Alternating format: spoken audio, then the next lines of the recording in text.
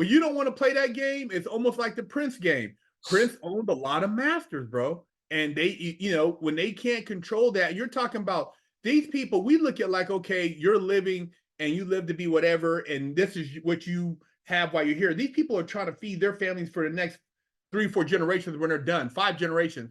So you got people in Hollywood who have never made any music and they're still eating off this stuff from somebody that's family who's living in the hood right now, who is a talented musician, Right. But it seems like right before they get those publishers, a lot of them end up dead.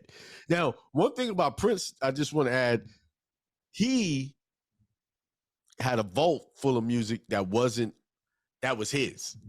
See, when he did his music, he wouldn't take the advances because he had his own studio. So he did all of his music in his studio. So you couldn't say I took an advance to go get studio time, right? Then on top of that, a lot of the music that he released was music he had already created years before. So, and he knew it was good. He said, okay, my contract says I have to do so many albums and they got to reach a certain level.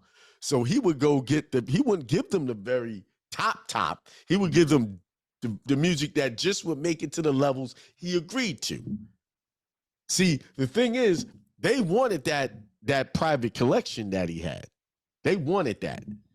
And I don't know if they got it or what happened after he passed, but he had a vault full of music that no one had ever heard. And they knew it. And they wanted it. And they were trying to get him to give it up for years, but he wouldn't do it because they wouldn't play fair. And he was just like, listen, I'm doing my own music in my own studio.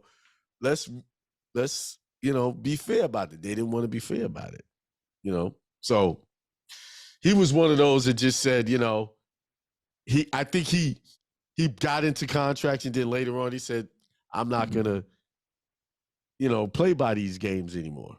Then he backed off of it. Once he saw that's why he put that thing on his face that he was a slave. Yeah. And then he changed his name, artist formerly known as Prince. And I think the reason why he couldn't use Prince anymore because that was some type of rights or own, something to that effect. Anytime he used that, he would have to share the revenue of using that term or that name.